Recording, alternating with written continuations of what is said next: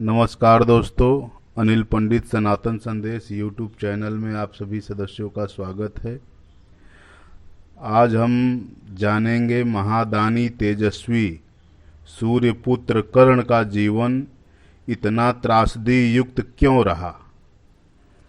आइए जानते हैं महादानी तेजस्वी कर्ण के बारे में। बहुत प्राचीन काल की एक बात है। एक असुर था दंभोदय।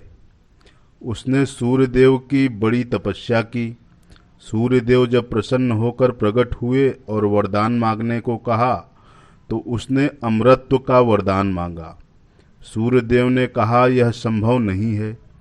तब उसने मांगा कि उसे 1000 दिव्य कवचों की सुरक्षा मिले। इनमें से एक भी कवच सिर्फ वही तोड़ सके जिसने 1000 वर्ष तपस्या की हो, और जैसे ही कोई एक भी कवच को तोड़े वह तुरंत मृत्यु को प्राप्त हो जाए। सूर्य देवता बड़े चिंतित हुए। वे इतना तो समझ ही पा रहे थे कि यह असुर इस वरदान का दुरुपयोग करेगा, किंतु उसकी तपस्या के आगे वे मजबूर थे। उन्हें वरदान देना ही पड़ा। इन कवचों से सुरक्षित होने के बाद वही हुआ जिसका सूर्यदेव को डर था। दंभोदय अपने सहस्त्र कवचों की शक्ति से अपने आप को अमर मानकर मनचाहे अत्याचार करने लगा।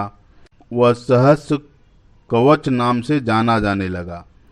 उधर सती जी के पिता दक्ष प्रजापति ने अपनी पुत्री मूर्ति का विवाह ब्रह्मा जी के मानस पुत्र धर्म से किया। मूर्ति ने सहस्त्र कवच के बारे में सुना हुआ था और उन्होंने श्री विष्णु से प्रार्थना की कि इसे खत्म करने के लिए वे आए। विष्णु जी ने उसे आश्वासन दिया कि वे ऐसा ही करेंगे। समय क्रम में मूर्ति ने 2 जुड़वा पुत्रों को जन्म दिया, जिनके नाम हुए नर और नारायण। दोनों 2 शरीर में होते हुए भी एक थे। 2 शरीर में एक आत्मा। विष्णु जी ने एक साथ 2 शरीरों में नर और नारायण के रूप में अवतरण लिया था। दोनों भाई बड़े हुए। एक बार दंभोदय इस वन में पर चढ़ आया जहां नर और नारायण थे। तब उसने एक तेजस्वी मनुष्य को अपनी ओर आते देखा और भय का अनुभव करने लगा। उस व्यक्ति ने कहा कि मैं नर हूं और तुमसे युद्ध करने आया हूं। भय होते हुए भी दंभोदय ने हंसकर कहा कि तुम मेरे बारे में जानते ही क्या हो। मेरा कवच सिर्फ वही तोड़ सकता है जिसने 1000 वर्षों तक तप किया हो। नर ने हंसकर कहा कि मैं और मेरा भाई नारायण एक ही हैं। वह मेरे बदले तप कर रहे हैं और मैं उनके बदले युद्ध कर रहा हूँ। युद्ध शुरू हुआ और सहस्त्र कवच ने अपने सारे दांव पे आजमा लिए, लेकिन कुछ नहीं हो पा रहा था। युद्ध शुरू ही था और सहस्त्र कवच को आश्चर्य होता रहा कि सच ही में नारायण के तप से नर की शक्ति बढ़ती चली जा रही थी। जैसे ही 1000 वर्ष का समय पूर्ण हुआ, नर ने सहस्त्र कवच का एक कवच तोड़ दिया, लेकिन सूर्य के वरदान के अनुसार जैसे ही कवच टूटा, नर को मृत्यु प्राप्त हो गई। वहीं गिर पड़े। सहस्त्र कवच ने सोचा कि चलो एक कवच गया ही सही, किंतु यह तो मर ही गया। तभी उसने देखा कि नर उसकी ओर दौड़े आ रहा है और वह चकित हो गया। अभी ही तो उसके सामने नर की मृत्यु हुई थी और अभी यह मेरी ओर जीवित और दौड़ते हुए चले आ रहा है। लेकिन फिर उसने देखा कि नर तो मृत पड़े हुए हैं। यह तो हूबहू नर जैसे प्रतीत होते हुए उनके भाई नारायण थे। जब दंभोदय की ओर नहीं बल्कि अपने भाई नर की ओर दौड़े आ रहे थे, दंभोदय ने अट्टहास करते हुए नारायण से कहा कि तुम अपने भाई को समझाना चाहिए था कि इसने अपने प्राण व्यर्थ ही गंवा दिए। नारायण शांतिपूर्वक मुस्कुराए। उन्होंने नर के पास बैठकर कोई मंत्र पढ़ा और चमत्कारिक रूप से नर उठकर बैठ गए। तब दंभोदय की समझ में आया कि 1000 वर्ष तक शिवजी की तपस्या करने से नारायण को मृत्युंजय मंत्र की सिद्धि हुई है, जिससे वे अपने भाई को पुनर्जीवित कर सकते हैं।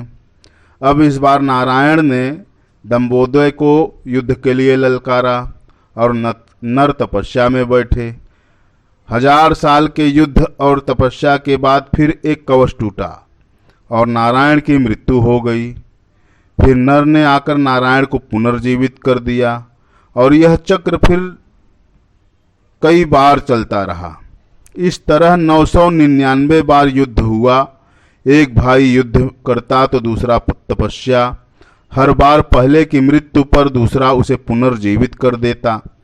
जब 999 कवच टूट गए तो सहस्र कवच समझ गया कि अब मेरी मृत्यु निकट है, अब वह मारा जाएगा।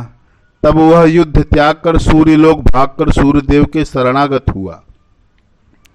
नर और नारायण उसका पीछा करते करते सूर्यदेव के पास पहुंच गए और सूर्यदेव को उसे सौंपने को कहा, किंतु अपने भक्त को सौंपने के लिए सूर्यदेव राजी नहीं हुए। तब नारायण ने अपने कमंडल से जल लेकर सूर्यदेव को श्राप दिया कि आप इस असुर को उसके कर्मफल को बचाने का प्रयास कर रहे हैं, जिसके लिए आप भी इसके पापों के भागीदार होंगे और आप भी इसके साथ जन्म लेंगे, इसका कर्मफल भोगने के लिए। इसके साथ ही त्रेता युग समाप्त होता है और द्वापर युग का प्रारंभ होता है। कुछ समय के बाद कुंती जी ने अपने वरदान को जांचने के लिए सूर्यदेव का आवाहन किया और कर्ण का जन्म हुआ। लेकिन यह आमतौर पर ज्ञात नहीं है कि कर्ण सिर्फ सूर्यपुत्र ही नहीं है, बल्कि उसके भीतर सूर्य और दंबोदय दोनों हैं। जैसे नर और नारायण में 2 शरीरों में एक आत्मा थी, उसी तरह कर्ण के एक शरीर में 2 आत्माओं का वास था, सूर्य और सहस्र कवच। दूसरी ओर नर और नारायण इस बार अर्जुन और कृष्ण के रूप में आए थे। कर्ण के भीतर जो सूर्य का अंश है वही उसे तेजस्वी और वीर बनाता है, जबकि उसके भीतर दंबोदय भी होने से उसके कर्मफल उसे अनेकानेक अन्याय और अपमान मिलते हैं और उसे द्रौपदी का अपमान और ऐसे ही अनेक अपकर्म करने को प्रेरित करता था। यदि अर्जुन कर्ण का कवच तोड़ता तो तुरंत ही उसकी मृत्यु हो जाती, इसलिए इंद्र उससे उसका कवच पहले ही मांग ले गए थे। एक और प्रश्न जो लोग अक्सर उठाते हैं, श्री कृष्ण ने इंद्रपुत्र अर्जुन का साथ देते हुए सूर्यपुत्र कर्ण को धोखे से क्यों मरवाया? कहते हैं कि श्री राम अवतार में श्री राम ने सूर्यपुत्र सुग्रीव से मिलकर इंद्रपुत्र बाली का वध किया था, धोखा नहीं था। जब किसी अपराधी को जज मृत्युदंड की सजा देते हैं तो उसे सामने से मारते नहीं हैं, यह कोई धोखे से मारना नहीं होता। सो इस बार उल्टा हुआ। ओम नमः शिवाय, हर हर महादेव। आप लोगों को मेरा यह वीडियो पसंद आया तो इसे सब्सक्राइब करना बिल्कुल भी न भूलें और अनिल पंडित सनातन संदेश यूट्यूब चैनल देखते रहें।